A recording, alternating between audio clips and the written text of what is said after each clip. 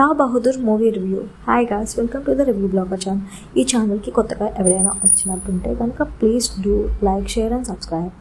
రా బహదూర్ మూవీ ఎలా ఉంది అంటే నాకైతే సిన్సియర్గా నచ్చింది, అలాగే నచ్చలేదు. ఏంద్రా ఇది నచ్చింది అంటుంది, మళ్ళీ నచ్చలేదు అంటుంది, రెండు వేరే వేరే ఆన్సర్స్ కదా, ఎట్లా చెప్తుంది ఏంటి అని అనుకుంటున్నారా? లిజన్, యాజ్ రైటింగ్ వైజ్ ఒక బుక్ ఆర్ నవల్ చదువుతున్నప్పుడు పెద్ద ఫీల్ ఉండదు.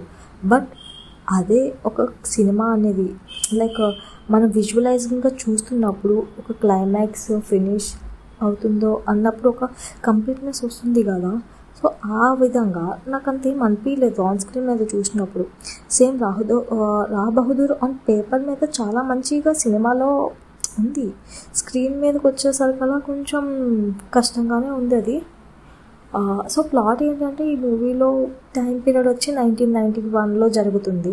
రా బహదూర్ అనే పర్సన్కి లివర్ పోయి డాటర్ మ్యాక్స్ 4-5 months మాత్రమే బతుకుతాడు అంటారు. కానీ ఆ రా బహదూర్ అనేది ఎలా 3-4 years వరకు బతకాలని అనుకుంటాడు.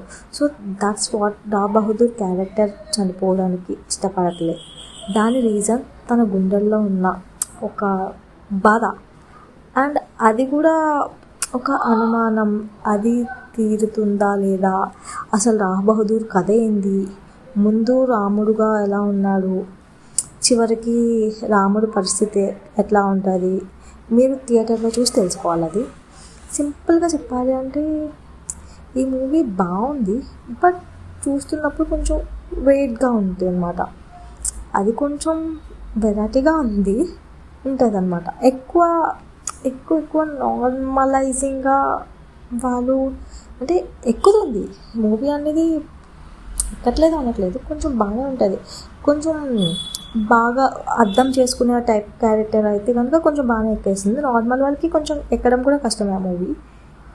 ఓకే, టెక్నికల్ వైజ్ వస్తే values like set work, visualising బాగున్నాయి. మెయిన్లీ మ్యూజిక్ అయితే చాలా పీస్ఫుల్గా చాలా బాగుంది, చాలా రిలాక్సింగ్గా ఉంది మ్యూజిక్ అదేతో. సత్యదేవ్ యాజ్ రామప్పారావు బహదూర్ బాగా సారీ ఆ క్యారెక్టర్లో ఓడిపోయాడు. One of the best performance of this life, and చాలా అంటే చాలా బాగా చేశాడు.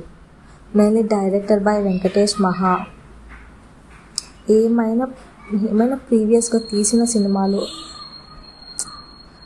కో ఆఫ్ కంచరపాలెం అండ్ ఉమా మహేశ్వరరావు అనేవి చాలా బాగున్నాయి. నాకు బాగా ఇష్టమైన మూవీస్. ఇంకేమైనా మూవీస్ చాలా లివ్లీగా ఉంటాయి, ప్రాణం ఉంటుంది. లైక్ అతను తీసిన ప్రతి మూవీకి ఒక ఎథిక్ లైక్ బాగుంటాయి మూవీస్లో అన్నీ కూడా. ఆ మూవీస్ చూడడానికి కూడా లైక్ అవి నిజంగా ప్రాణం పోసుకున్నట్టుగా, నిజంగా విజువలైజింగ్గా నిజంగా జరిగాయా అన్నట్టుగా ఉంటుంది అన్నమాట. కానీ ఈ మూవీలో ప్రాణానికి పెద్ద వాల్యూ లేదు, విలువ లేదు అన్నట్టుగా అనిపించింది నాకు. So finally it's decent to watch with family. It's completely clean film, you can watch with your family to. నా రివ్యూ అయితే నాకు ఇట్లా అనిపించింది. సో మీరు మీ మూవీ చూసి మీకు ఎలా అనిపించిందో నాకు చెప్పండి. So happy, enjoy with your family movie. నా రివ్యూ మీకు నచ్చినట్టయితే కనుక కొంచెం సబ్స్క్రైబ్ చేసి సపోర్ట్ చేయండి.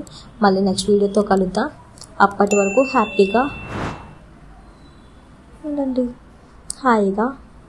This is your host AM signing off. Bye.